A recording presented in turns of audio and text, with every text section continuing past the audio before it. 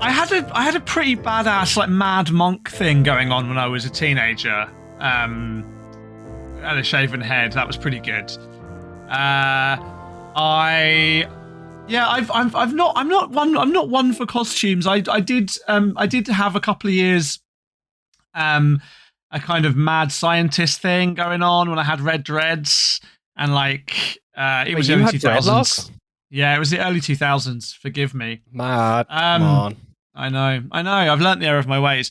But yeah, had a sort of mad manic face paint thing going on. That was quite good fun with a stolen lab coat. Yeah. Last year we did trick or treating last year for the first time. We put some pumpkins out. Local kids coming round, and number one, I thought that basically like no one was going to come, so I gave like far too many sweets to the kids that came round early, and then like I had to go to the shops on a Sunday night to try and stock up. Because like it's an organized business now, Halloween, right? Like word gets around on the WhatsApp groups and you get carloads of kids like turning up. And then near the end of the night, like when the teenagers start showing up, right? And this kid showed up in just wearing a tracksuit basically. And Layla really sarcastically went, "Well, what are you supposed to be, mate?" And he went, "Oh, it's the Squid Game actually." And she was like, "Oh, okay, fair." Oh shit. Phil, how about you? I don't know. I'm not really one for like elaborate costumes. Like I think myself and Sinead have been planning costumes for the past like 6 months, and now that it's 5 days away, we're kind of like, okay, what are we gonna wear? Like we have talked about going as Gomez and Morticia Adams, going as Elvis and Priscilla Presley. The couple's costume, I like it. Yeah, like I don't know, like I have always just gone very low effort because, like for me, the past few years, like apart from like maybe last year, I never really went out for Halloween. Like, well, on that note, actually, I have just remembered the best ever Halloween costume that I ever did. Talking about couples costumes, me and my housemates when I was at uni, dressed up as Kiss. So I was Ace Frehley. My best friend at uni, Tim, was Gene Simmons. Our friend Moose, who's a girl, was Peter Criss in The Cat. And who have I forgotten? The other one was our friend Josh. That's really bad, isn't it? And yeah, and we had little like toy. It was really good actually. We had toy shop guitars that we'd bought. And we'd like gaffer taped party poppers to them, and when we went to the club at the end of the night, we got them to play Crazy Nights, and then we all did a simultaneous party popper pull. That was pretty good. We made like crazy knee pads out of like cardboard boxes and wrapped in gaffer tape. It was great. Sounds really fun. Like I suppose Halloween, once you get over, it's kind of, you have those in between years when you're maybe like too old to go trick-or-treating, but like too young to go out and get drunk, and you kind of, Halloween's a bit never too young to go out and get drunk. Well, legally speaking. Yeah, like, but see, it was funny, like, where I grew up in the middle of nowhere, so the only people that would ever come trick-or-treating are like my cousins who like live nearby. Oh, wow, like it wasn't a place where you could walk, so you had to drive to each other's houses, and it was never really like that big of a thing. And yeah, like, I don't know. I think it's just more of a fun night out now, than anything. But actually, what was your favorite sweet? Like say transport Matt back to being 12 years old. You've gotten everything you could have wanted. What is the number one thing that you're looking for? Yeah, we never really did trick or treating. Like it hadn't quite taken off in the UK, trick or treating, when I was a kid. But we did have like Halloween parties, and I used to really enjoy like bobbing for apples. You know, like we used to do like combined bonfire night and Halloween night parties, and yeah, I always used to enjoy bobbing for apples because I was really kind of preeny and showy off about it, like sticking my head in the freaking bucket and getting it. And yeah, we don't want a toffee apple. Don't see a toffee apple these days, do you? Health hazard. Political Getting correctness your gone. teeth done is too Political correctness gone expensive. mad. Yeah, fucking tell As me someone who about has it. to pay for some dental work coming soon, I wouldn't risk it. I wouldn't risk it at all. At home, see, because Halloween is based in Celtic tradition, like we would have played up at my cousin's house like a lot of more traditional games. Like we have stuff like Barn Brack, which is a traditional Halloween loaf of bread that has a ring in it. So you cut it and whoever gets the ring, it's meant to be good luck. But we would also have this game now. I don't know if other people played this, but it was just like played every year in my family where you'd get like this mountain of flour and there'd be like a grape on top of it. And you had to like cut the flour and separate it until someone made the grape fall Oh, over. yeah, And then your face yeah. gets dunked in the flour. Ah, I mean, I guess, yeah, I guess like Catholic countries, whether we're talking Mexico or Ireland or or Italy, like countries with a good, that really lean into All Souls Day, I guess, is a good place to do Halloween, right? And now I live in permanent Halloween, the terror that is living in the UK. If you haven't guessed it already, you're listening to Beneath the Skin, the show about the history of everything told through the history of tattooing. I am one of your hosts, Thomas O'Mahony, and I am joined by my esteemed co-host, Dr. Matt Lauder, and we're doing a Halloween special this week. Ha ha ha ha. My best Vincent Price. I watched last Halloween, actually. I had a lovely time. I watched House on the Hill, the Vincent Price film, and I had a lovely time. So I don't know what I'll watch this year, but I'm not a big horror movie fan. I don't like kind of like torture porny stuff. I do like those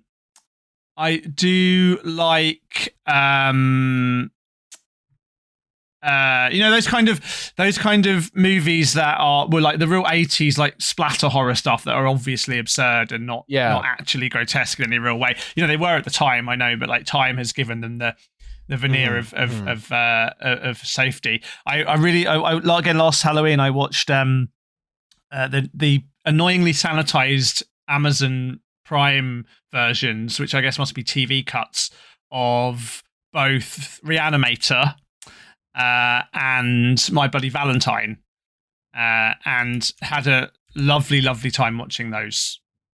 Last night I watched The Crow. It was Sinead's first time ever seeing The Crow. Let me say, what was your first reaction to it? I'm asking my girlfriend. Yeah, do you not remember what it was? Sinead's first reaction in the first 5 minutes is, "This is fucking shit." R.I.P. Brandon Lee. R.I.P. Brandon. He died for nothing, Sinead. He died for nothing. Yeah, Matt said he died for nothing. Eric D. Raven, bit on the nose.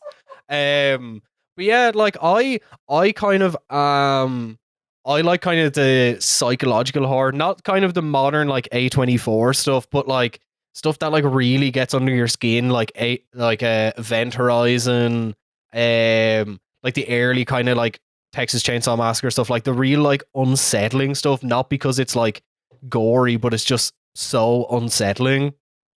Yeah. Like I had a brief like Japanese. In fact, setting up for today, had a brief Japanese horror phase when that was all the rage. With Audition in particular being a good classic of that kind of psychological horror tradition. Like so I'm not, and Layla really isn't into her scary movies at all, but yeah, I can really recommend House on the Hill, the original like Vincent Price one from the 50s, is absolutely stunning and a work of art. And like Reanimator and My Bloody Valentine, although splatter and sort of very much of their time of the 80s, I can really recommend if you're looking for something to watch on Halloween that isn't like Saw or something really torture porny.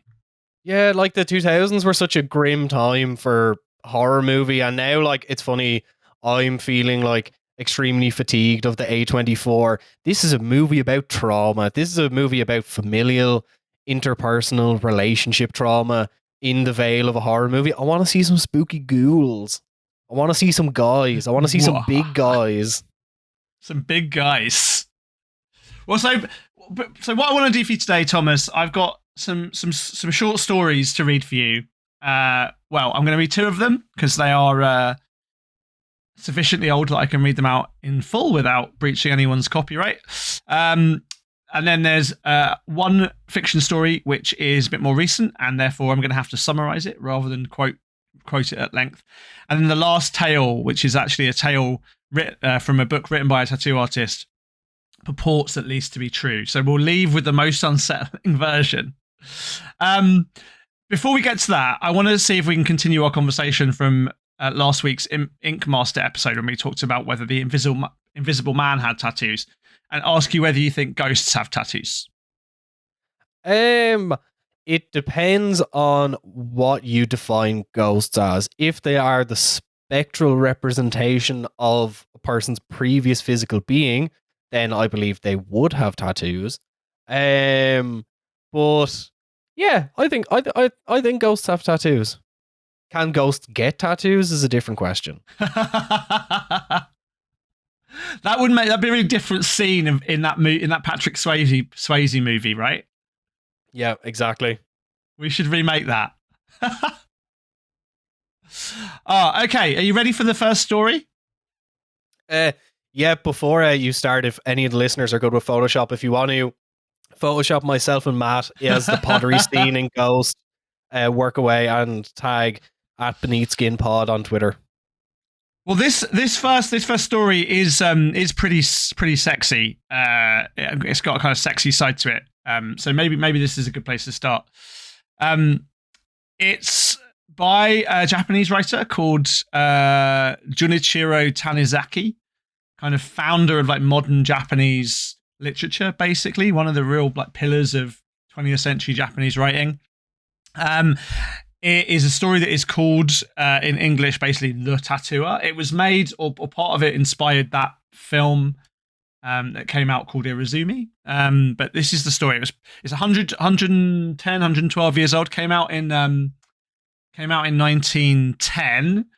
So at a particular time, as we've alluded to a few times on the podcast, came out at a particular time for the history of tattooing in Japan, where really tattooing is pretty underground in Japan at this time.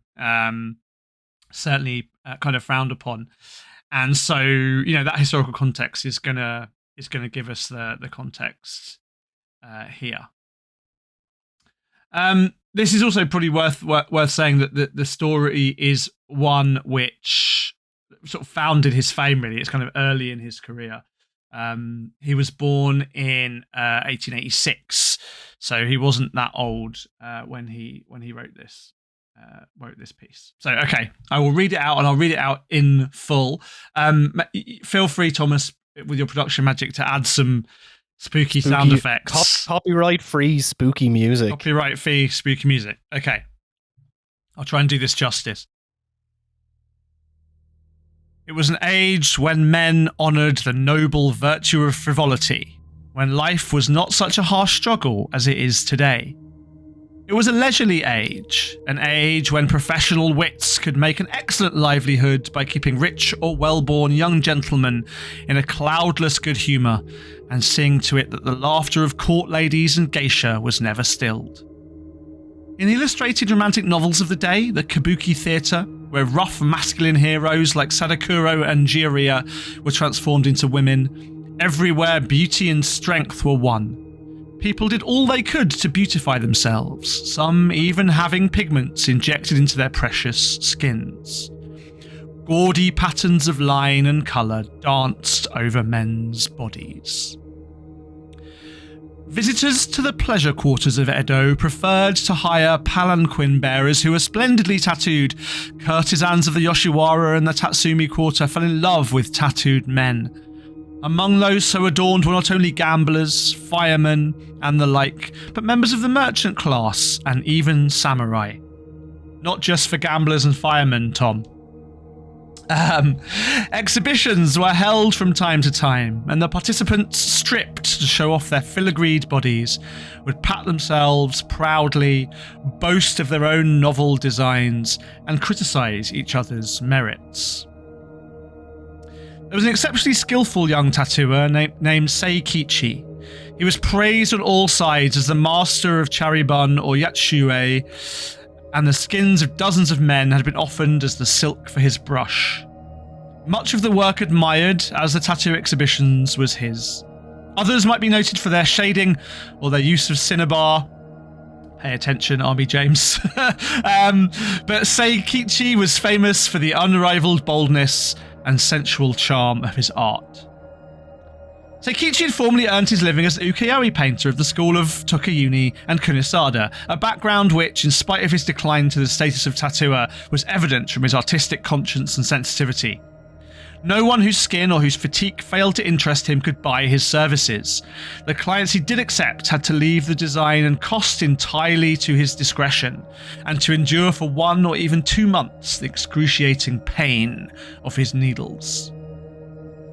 Deep in his heart, the young tattooer concealed a secret pleasure and a secret desire. His pleasure lay in the agony men felt as he drove his needles into them, torturing their swollen, blood-red flesh. And the louder they groaned, the keener was Seikichi's strange delight. Shading and vermilioning, these are said to be especially painful, were the techniques he most enjoyed. When a man had been pricked 500 or 600 times in the course of an average day's treatment, and then had soaked himself in a hot bath to bring out the colours, he would collapse at Seikichi's feet, half dead. But Seikichi would look down at him coolly. "I dare say that hurts," he would remark, with an air of satisfaction. Whenever a spineless man howled in torment or clenched his teeth and twisted his mouth as if he were dying, Seikichi told him, "Don't act like a child, pull yourself together, you've hardly begun to feel my needles," and he'd go on tattooing, as unperturbed as ever, with an occasional sidelong glance at the man's tearful face. But sometimes, a man of immense fortitude set his jaw and bore up stoically, not even allowing himself to frown. Then Seikichi would smile and say, "Ah, you're a stubborn one. But wait, soon your body will begin to throb with pain. I doubt you'll be able to stand it." For a long time, Seikichi had cherished the desire to create a masterpiece on the skin of a beautiful woman. Such a woman had to meet various qualifications of character as well as appearance. A lovely face and a fine body were not enough to satisfy him. Though he inspected all the reigning beauties of the Edo gay quarters, he found none who met his exacting demands. Several years had passed without success, and yet his face and figure of the perfect woman continued to obsess his thoughts. He refused to abandon hope. One summer evening, during the 4th year of his search, Seikichi happened to be passing the Hirosei restaurant in the Fukugawa district of Edo, not far from his own house, when he noticed a woman's bare milk-white foot peeping out beneath the curtains of a departing palanquin. To his sharp eye, a human foot was as expressive as a face. This was one of sheer perfection. Exquisitely chiseled toes, nails like the iridescent shells along the shore at Enoshima, a pearl-like rounded heel. Skin so lustrous it seemed bathed in the limpid waters of a mountain spring. This, indeed, was a foot to be nourished by men's blood, a foot to trample on their bodies. Surely this was the foot of the unique woman who so long eluded him. Eager to catch a glimpse of her face, Seikichi began to follow the palanquin. But after pursuing it down several lanes and alleys, he lost sight of it altogether. Seikichi's long-held desire turned into a passionate love. One morning, late in the next spring, he was standing on the bamboo-floored veranda of his home in Fukugawa, gazing at a pot of Omoto lilies, when he heard someone in the garden gate. Around the corner of the inner fence appeared a young girl. She'd come on an errand for a friend of his, a geisha of the nearby Tatsumi Quarter. My mistress asked me to deliver this cloak, and she wondered if you'd be so good as to decorate its lining, the girl said. She untied a saffron-coloured parcel and took out a woman's silk cloak, wrapped in a sheet of thick paper, bearing a portrait of an actor and a letter. The letter repeated his friend's request and went on to say its bearer would soon begin a career as a geisha under her protection. She hoped that, while not forgetting old ties, he would extend his patronage to this girl. I thought I'd seen you before, said Seikichi, scrutinising her intently. She seemed only 15 or 16, but her face had a strangely ripe beauty, a look of experience, as if she'd already spent years in the gay quarter and had fascinated innumerable men. Her beauty mirrored the dreams of the generations of glamorous men and women who died and lived in this vast capital, where the nation's sins and wealth were concentrated. Seikichi had her sit on the veranda, and he studied her delicate feet, which were bare except for elegant straw sandals. You left the Hirosei by palanquin one night last July, did you not? He inquired. I suppose so, she replied, smiling at the odd question. My father was still alive then, and he often took me there. I've waited 5 years for you. This is the first time I've seen your face, but I remember your foot. Come in for a moment. I've something to show you. She'd risen to leave, but he took her by the hand and led her upstairs to his studio overlooking the broad river. And then he brought out 2 picture scrolls and unrolled one of them before her. It was a painting of a Chinese princess, a favourite of the cruel Emperor Chu of the Shang dynasty.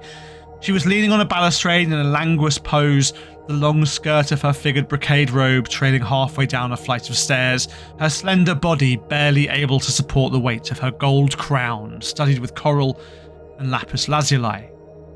In her right hand, she held a large wine cup, tilting it to her lips as she gazed down at a man who was about to be tortured in the garden below. He was chained hand and foot to a hollow copper pillar in which a fire would be lighted. Both the princess and her victim, his head bowed before her, his eyes closed, ready to meet his fate, portrayed with terrifying vividness. As the girl stared at this bizarre picture, her lips trembled and her eyes began to sparkle. Gradually, her face took on a curious resemblance to that of the princess. In the picture, she discovered her secret self. Your own feelings are revealed here, Seikichi told her with pleasure as he watched her face. Why are you showing me this horrible thing? The girl asked, looking up at him. She turned pale. The woman is yourself. Her blood flows in your veins. Then he spread out the other scroll. This was a painting called The Victims. In the middle of it, a young woman stood leaning against the trunk of a cherry tree. She was gloating over a heap of men's corpses lying at her feet.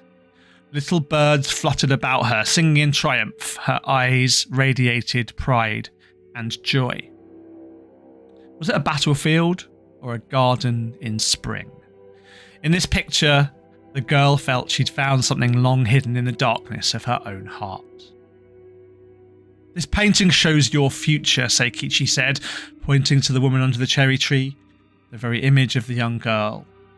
All these men will ruin their lives for you.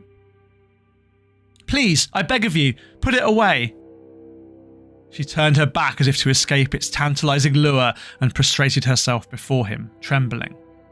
At last she spoke again. Yes, I admit you're right about me. I am like that woman.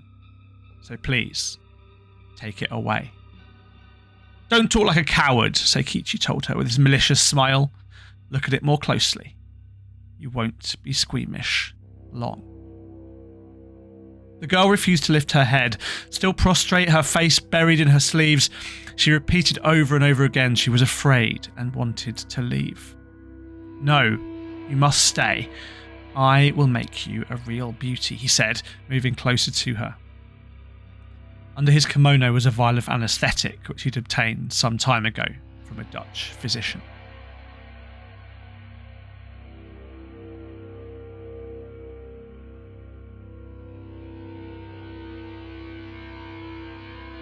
The morning sun glittered on the river, setting the 8-mat studio ablaze with light. Rays reflected from the water sketched rippling golden waves on the paper sliding screens and on the face of the girl, who was fast asleep. Seikichi had closed the doors and taken up his tattooing instruments, but for a while he only sat there, entranced, savouring to the full her uncanny beauty. He thought he would never tire of contemplating her serene, mask-like face. Just as the ancient Egyptians had embellished their magnificent land with pyramids and sphinxes, he was about to embellish the pure skin of this girl. Presently he raised the brush, which was gripped between the thumb and last 2 fingers of his left hand, applied its tip to the girl's back and, with the needle he held in his right hand, began pricking out a design. He felt the spirit dissolve into the charcoal black ink that stained her skin. Each drop of Ryukyu Cinnabar that he mixed with alcohol and thrust in was a drop of his lifeblood. He saw in his pigments the hues of his own passions. Soon it was afternoon, and then the tranquil spring day drew towards its close, but Seikichi never paused in his work, nor was the girl's sleep broken. When a servant came from the geisha house to inquire about her, Seikichi turned him away, saying he'd left long ago. And hours later, when the moon hung over the mansion across the river, bathing the houses along the bank in a dreamlike radiance, the tattoo was not yet half done. Seikichi worked on by candlelight. Even to insert a single drop of colour was no easy task. At every thrust of his needle, Seikichi gave a heavy sigh and felt as if he'd stabbed his own heart. Little by little, the tattoo marks began to take on the form of a huge black widow spider, and by the time the night sky was paling into the dawn, this weird, malevolent creature had stretched its 8 legs to embrace the whole of the girl's back. In the full light of the spring dawn, boats were being rowed up and down the river, the oars creaking in the morning quiet. Roof tiles glistened in the sun, and the haze began to thin out over white sails swelling in the early breeze. Finally, Seikichi put down his brush and looked at the tattooed spider. The work of art had been the supreme effort of his life. Now he'd finished it, his heart was drained of emotion. The 2 figures remained still for some time. Then Seikichi's low, hoarse voice echoed quaveringly from the walls of the room. To make you truly beautiful, I've poured my soul into this tattoo. Today there is no woman in Japan to compare with you. Your old fears are gone. All men will be your victims. As if in response to these words, a faint moan came from the girl's lips. Slowly she began to recover her senses. With each shuddering breath, the spider's legs stirred as if they were alive. You must be suffering. The spider has you in its clutches. At this time she opened her eyes slightly in a dull stare. Her gaze steadily brightened as the moon brightens in the evening until it shone dazzlingly into his face. Let me see the tattoo, she said, speaking as if in a dream but with an edge of authority to her voice. Giving me your soul must have made me very beautiful. First, you must bathe to bring out the colours, whispered Seikichi compassionately. I'm afraid it will hurt, but be brave a little longer. I can bear anything for the sake of beauty. Despite the pain that was coursing through her body, she smiled. How the water stings! Leave me alone. Wait in the other room. I hate to have a man see me suffer like this. As she left the tub, too weak to dry herself, the girl pushed aside the sympathetic hand Seikichi offered her and sank to the floor in agony, moaning as if in a nightmare. Her dishevelled hair hung over her face in a wild tangle. The white soles of her feet were reflected in the mirror behind her. Seikichi was amazed at the change that had come over the timid, yielding girl of yesterday, but he did as he was told and went to wait in his studio. About an hour later she came back, carefully dressed, her damp, sleekly combed hair hanging down over her shoulders. Leaning on the veranda rail, she looked up into the faintly hazy sky. Her eyes were brilliant. There was not a trace of pain in them. "I wish to give you these pictures too," said Sakichi, placing the scrolls before her. "Take them and go. All my old fears have been swept away, and you are my first victim." She darted a glance at him as bright as a sword. A song of triumph was ringing in her ears. "Let me see your tattoo once more," Sakichi begged. Silently, the girl nodded and slipped the kimono off her shoulders. Just then, her resplendently tattooed back caught a ray of sunlight, and the spider was wreathed in flames.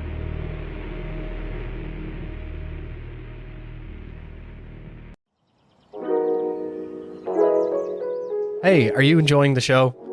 If you really like Beneath the Skin and you want to help support us, you can do so on Patreon. For little as £5 a month, you can help make this show possible, help us buy research materials. So if you like the show and you want to support us, consider kicking us a few quid a month.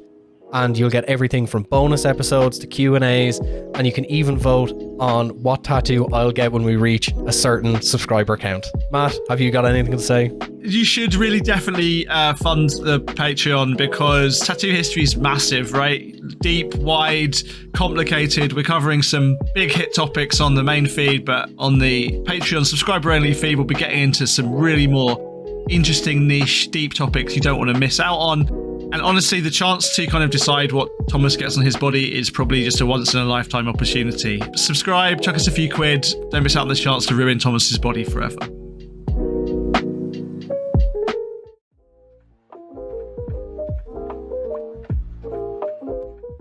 Everyone knows that tattoo aftercare is one of the most important steps in getting a new tattoo. We all want our fresh new tattoos to heal as easily and hassle-free as possible so we can show them off to the world. That's why Sanoderm's here to help. Driven by science and innovation, Sanoderm products have been thoroughly tested and used by doctors and tattoo artists alike for over 10 years. Sanoderm brings cutting-edge technology to make your tattoo healing process a breeze. No more messing around with cleaning and plastic every few hours with Sanoderm's amazing range of aftercare products. I personally have used Sanoderm to heal my tattoos in the past, and they made what used to be a daily process of setting reminders on my phone to clean and rewrap my tattoo into a one-step process. Their medical grade products include aftercare balms, soaps, and my favourite, their second skin aftercare bandages.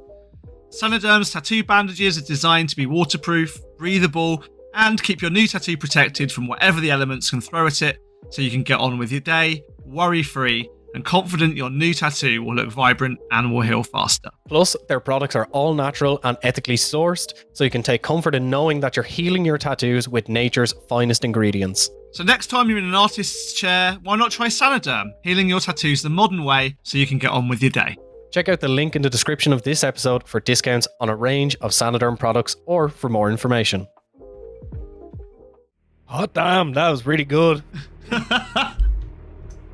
It's funny, like that story was incredible, but when I was listening to it, it made me think about, you know, a lot of kind of the, I suppose, philosophical reasoning behind a lot of people's fear of tattoos, and you know, the outside of like the kind of Christian idea or religious idea of the desecration of the body, that it is fundamentally changing the body into something else. That was incredible. I was just kind of lost listening to it.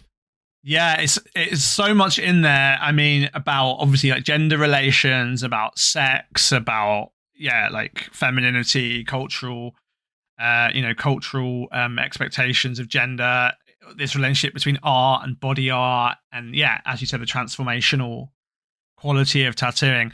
The other thing, of course, is, as we were talking about in relation to a TikTok video this week, tattooing under anesthetic. Don't do it. Yeah. The next story is much less spooky than the one I just read out. It's much more of a kind of like tattoo kind of mystery, I suppose. But I read it out because it sets up something. It's basically a kind of prelude to the third story that I want to read you, which is a kind of spin on it. And I can't read that one out in full, as I said, for copyright reasons. So I'll read this one out, and then I will summarize the other story that I want to draw upon. So this story is also from the Edwardian period. Around about, let me just check. I think it's 1909 or something. Let's have a look. Let me get this right. 1911. So just around the same time as that other story I read you. This is an English story. The author is a guy called Saki. That was his pen name. Hector Hugo Monroe, a gay kind of macabre, or if we take the Ink Master presentation, macabre story writer, who wrote a lot of kind of short stories. This is much shorter than the one I just read you, and this is a story called The Background, and it features kind of his Poirot-like character, a kind of detective character called Clovis. I am a detective Clovis. I am here to solve the mystery. Actually, some of it is actually set in Luxembourg, so but I'm not gonna do my Clouseau accent. You can imagine that. Okay, Saki, The Background. That woman's art jargon tires me, said Clovis to his journalist friend. She's so fond of talking of certain pictures as growing on one, as if they were a sort of fungus. That reminds me, the journalist said, of the story of Henri Duplessis. Have I ever told you? Clovis shook his head. Henri Duplessis was by birth a native of the Grand Duchy of Luxembourg. On mature reflection, he became a commercial traveller.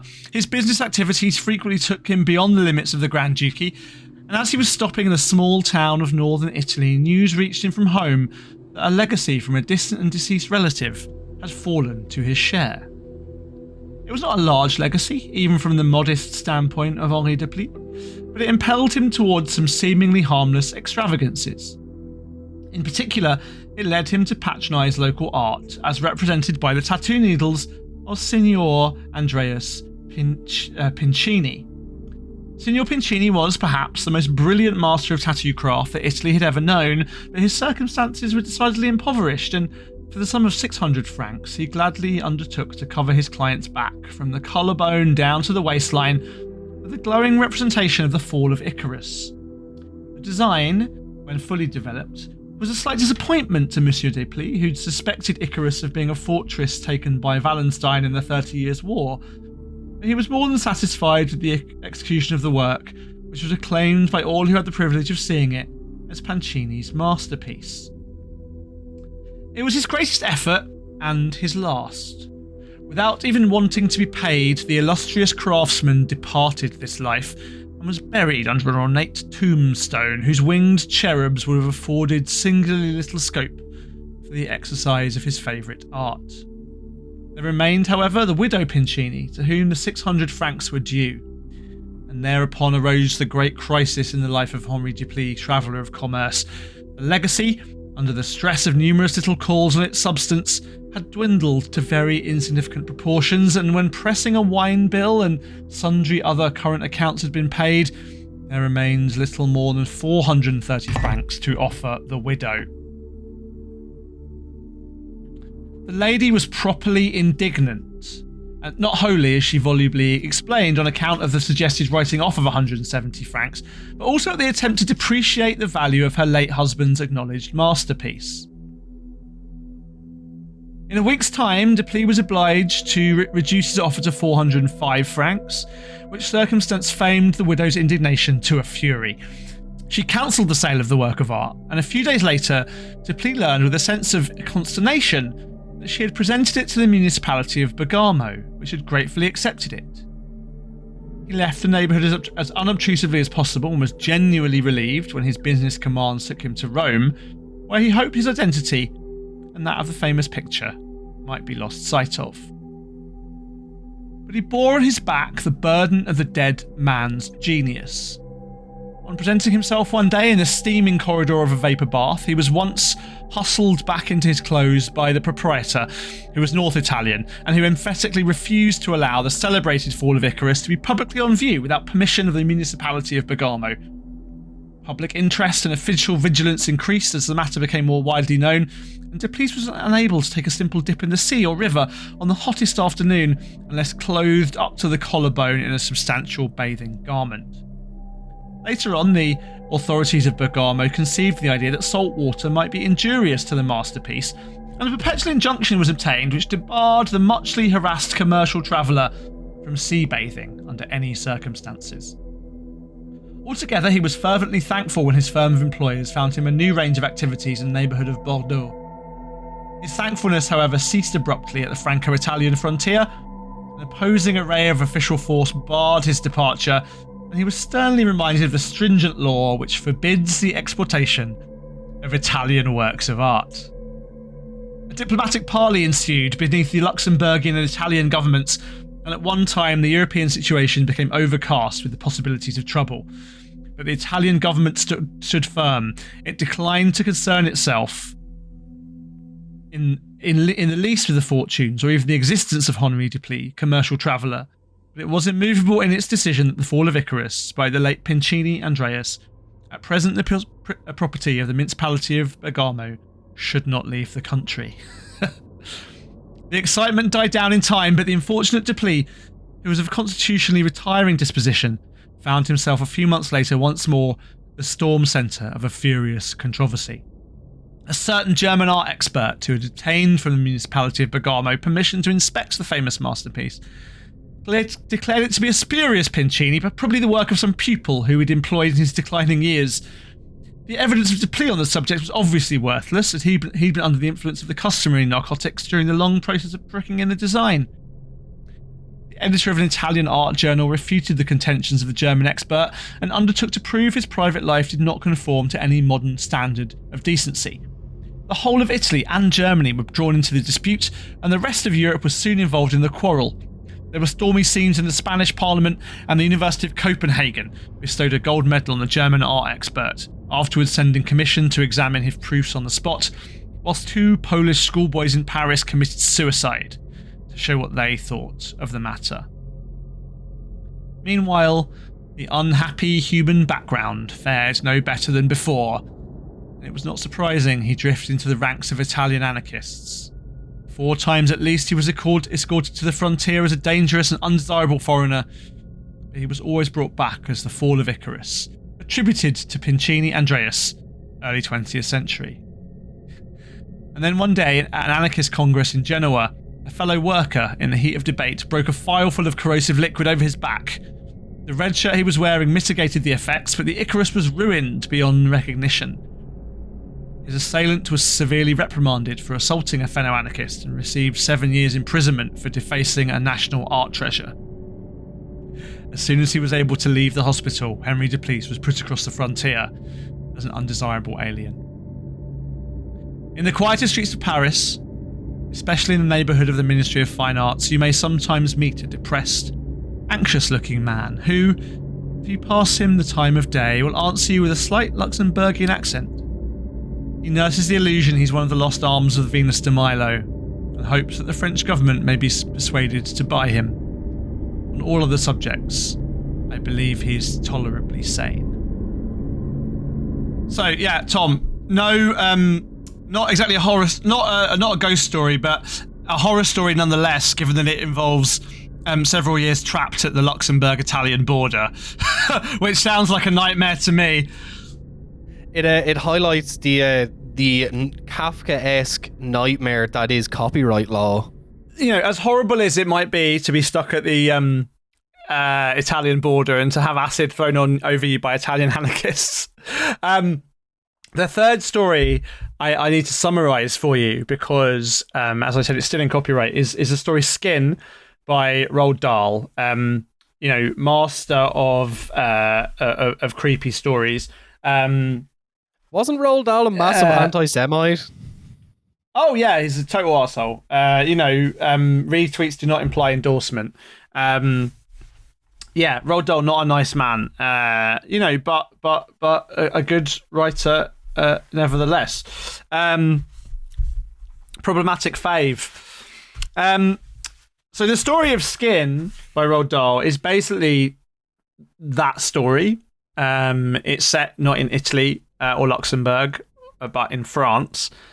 So the story is this guy who's called Diroli. He goes to get tattooed, not by a tattoo artist, but by a painter. A painter who, in the story, is said to be Chaim Soutine, who's like a real French French painter.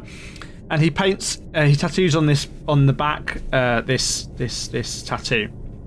And then many years later, this story goes, this guy is like, walking through the snow, impoverished, poor, and he comes across this kind of light in the distance, and he goes up to this shop front, and he looks through the window, and it's all these people gaily kind of, clinking wine glasses, and he realizes it's an art opening or an art exhibition, and he realizes it's an exhibition of works by Chaim Soutine, the man whose tattoo he wears on his back.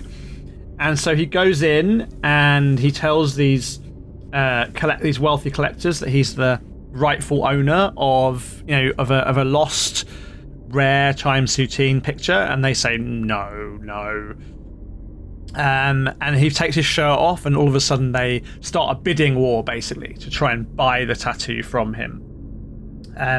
And I will read you just the last section of this because it is the punchline of a very much longer story, and I hope that will work, ironically enough, for copyright purposes. Okay, so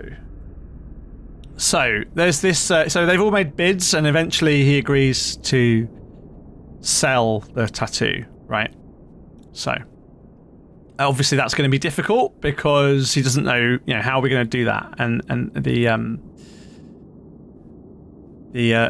established crowd say, or the guy that agrees to buy his tattoo says, I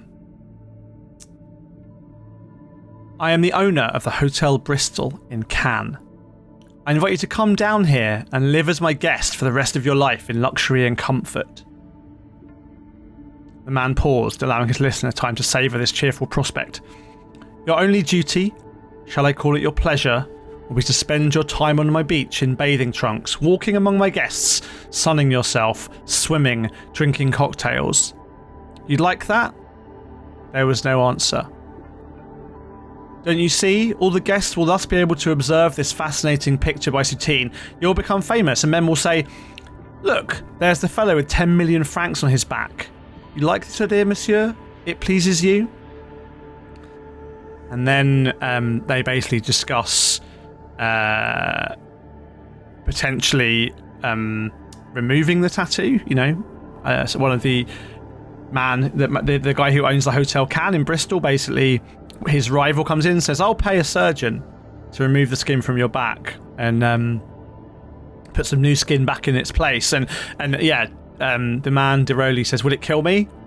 He says, yeah, naturally, it would never survive. Only the picture would come.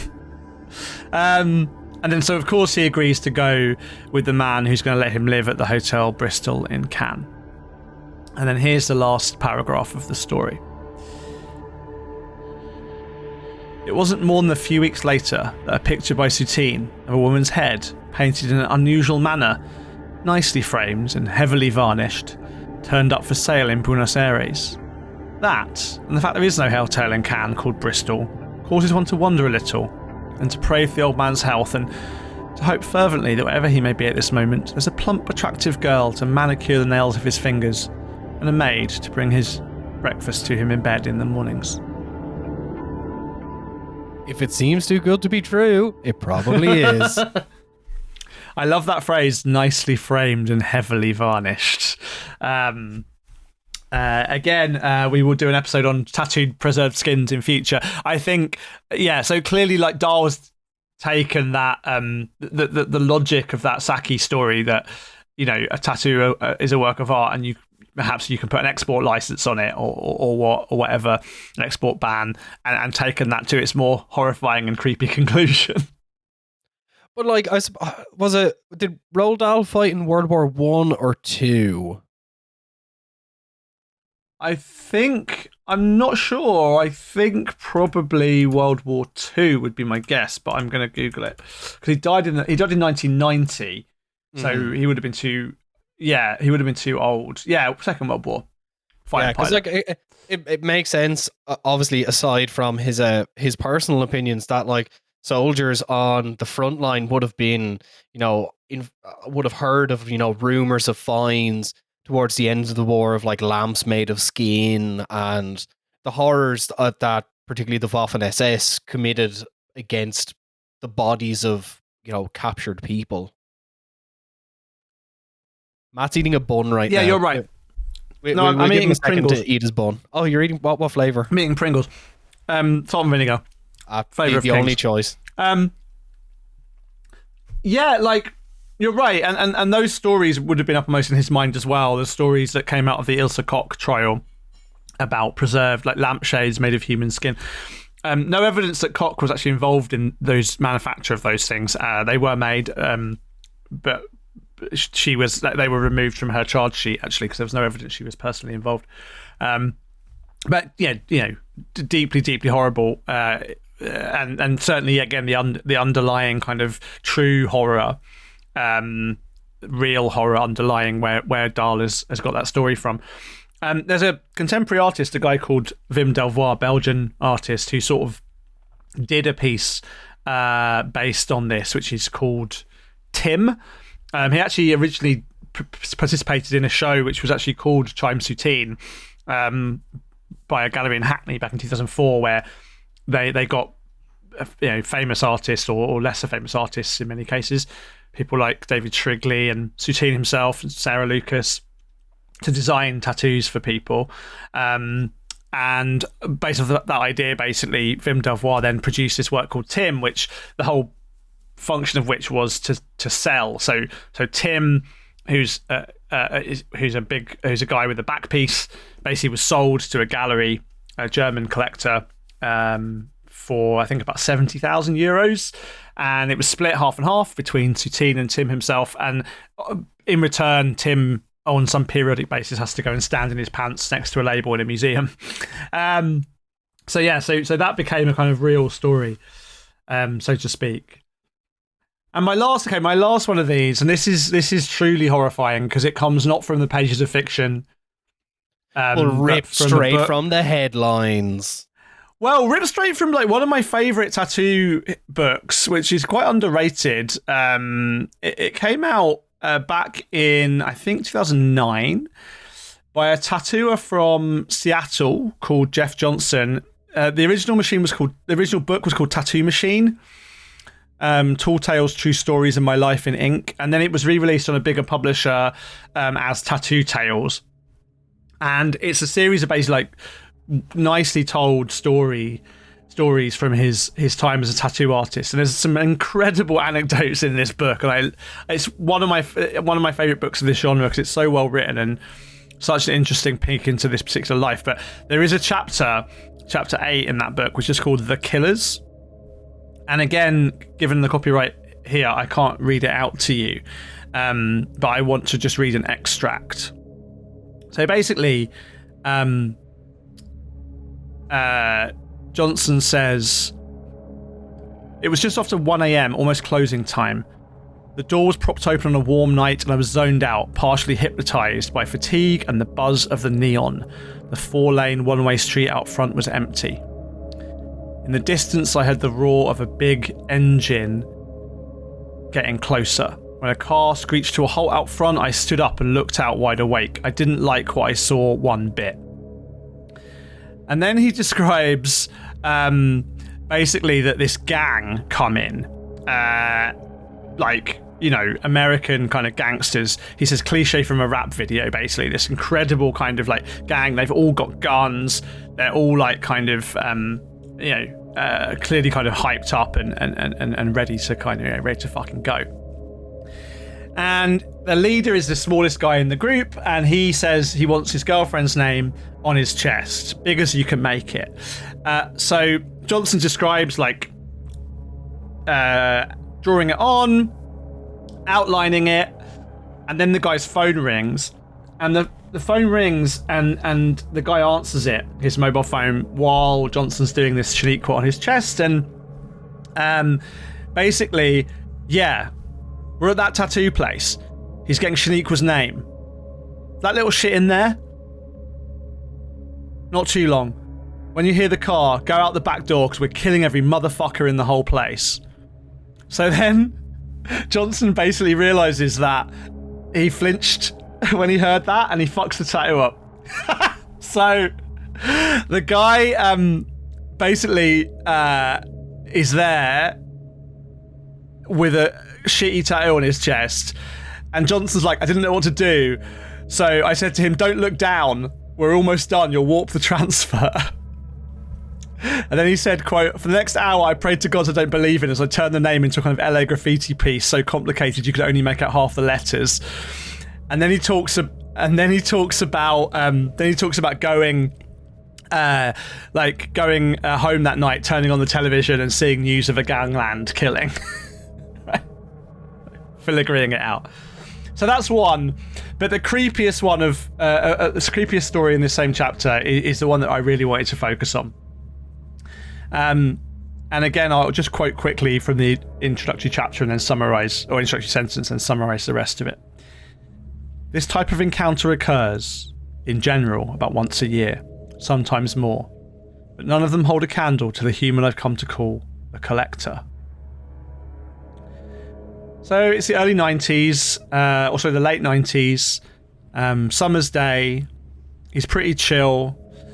This guy comes in, this kind of weird, thin man, a tall, thin man with a pigeon chest, dragging his fingernails over an image on the wall in small, caressing circles. This real creepy guy. He's got this weird voice, and he's running his nails right over the flashboard. He points to this banner, like a banner with 3 slots, and says, like, how much? Johnson quotes him like too much. He says he quoted him $100, ridiculously high for something so basic because he didn't want to do it. He was enjoying his summer's day. He nodded and withdrew his hand. And then he realizes like this guy is like, he's going to get this tattoo done. So he's there. He's like silent, creepy. Yeah, the guy says, I want it on my chest. So he pulls out the release form.